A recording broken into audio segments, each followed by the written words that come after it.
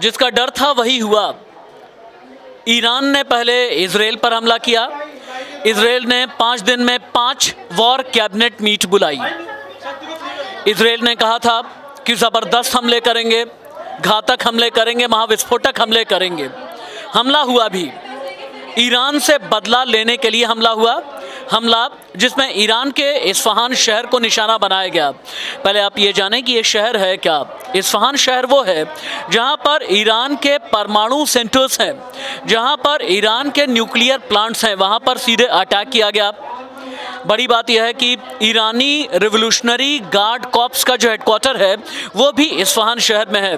बमुश्किल Iran की राजधानी Tehran से 250 से 300 किलोमीटर की दूरी है और इस्फहान शहर पे बड़ा अटैक करके इजराइल ने ये बता दिया कि हाँ, एक बहुत बड़े युद्ध की आहट तो हो गई है।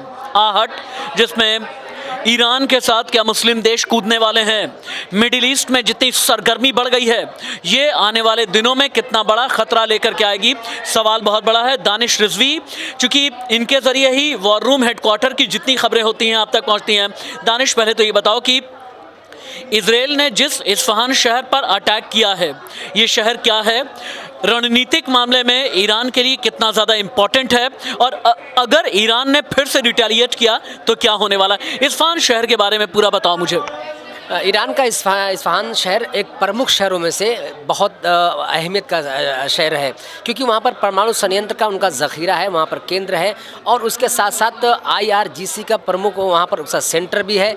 और इस लिहाज से ईरान की वहाँ पर जितनी भी हथियार हैं, जितने भी उनके IRGC यानी ईरानी रिवोल्यूशनरी गार्ड कॉर्प्स, जो बहुत ख़तरनाक होते हैं, खतरनाक, जिसको लेकर हमेशा इजराइल चौकन्ना रहता है। और इजराइल कहता है कि दुनिया के तमाम मुल्कों से मांग भी करता है कि उस पर आतंकवादी का ठप्पा लगाया जाए, लेकिन अभी तक किसी ने उनको आतंकवादी संगठन घोषित करने की ये जुर्रत या हिम्मत नहीं दिखाई है।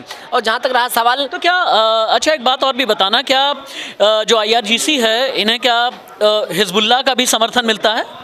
बिल्कुल, IRGC का हिजबुल्लाह को समर्थन मिलता है। कहते हैं कि हुती को भी समर्थन मिलता है और हमास को समर्थन मिलता है। अच्छा। लेकिन एक चीज़ मैं बता दूं कि ईरान और इजराइल के बीच जो जंग की अब मुनादी बच चुकी है, समझिए एक तरह से अब जंग बिल्कुल शुरू हो चुकी है। ऐसे में इजराइल के लिए बहुत ये एक बात और बताना, कैमरा थोड़ा सा इधर लेकर के आइएगा, एक बात और भी बताना कि ईरान और इजराइल के बीच में, जहाँ तक मुझे याद है कि 1948 में शायद इजराइल को मान्यता दी, ईरान ने ही सबसे पहले दी, उसके बाद तुर्की ने भी समर्थन दिया था।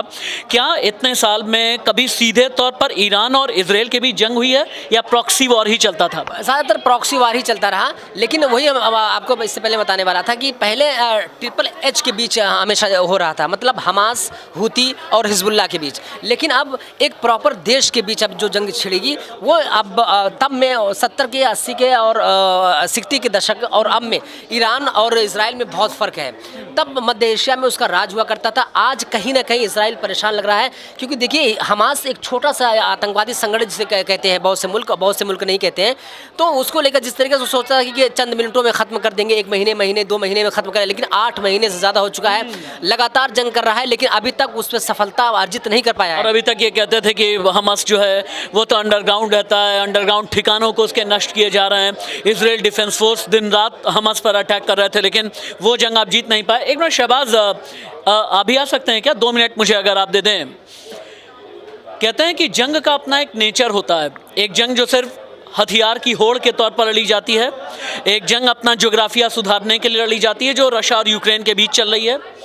एक जंग वो होती है जिसमें धार्मिक कट्टरपंथ होता है, जो इजराइल और हमास के बीच है, इजराइल फिलिस्तीन के बीच है, ईरान और इजराइल के बीच है, या मिडिल ईस्ट कंट्रीज़ का एक ज़माने तक और अभी भी जो तनाव अमेरिका के साथ में है।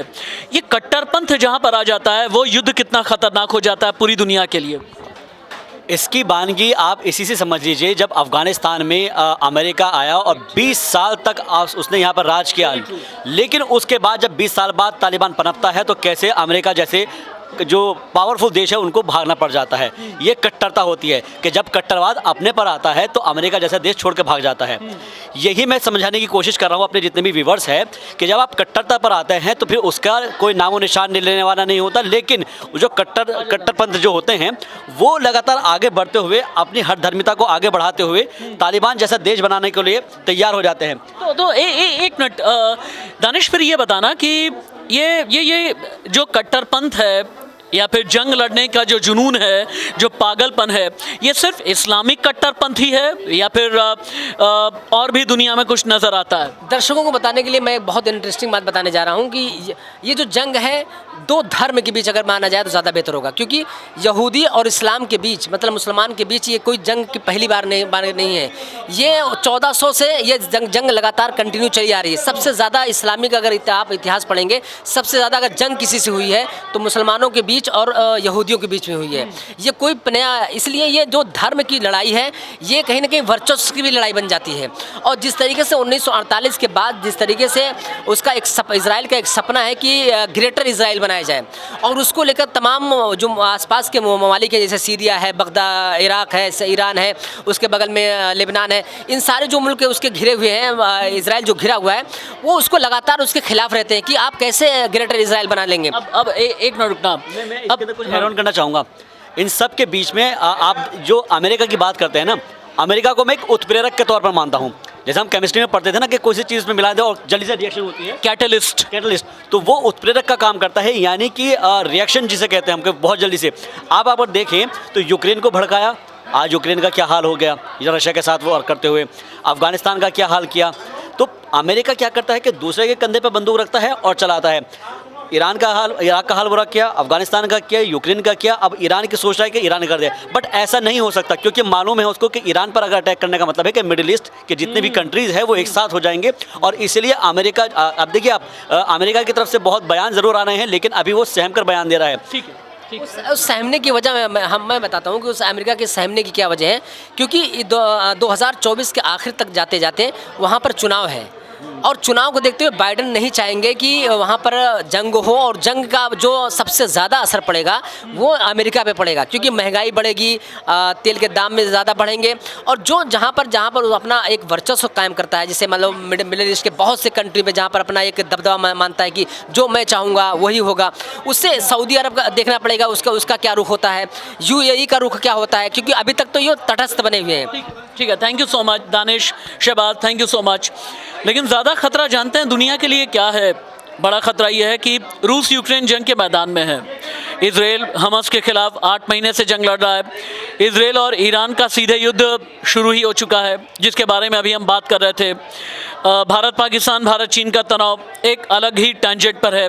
आर्मेनिया अजरबैजान आमने सामने हैं, चीन ताइवान आमने सामने हैं। यानी पूरी दुनिया का ये तनाव क्या थर्ड वर्ल्ड वॉर की तरफ बढ़ रहा है? सवाल बड़ा है, आप भी सोचें। नमस्ते।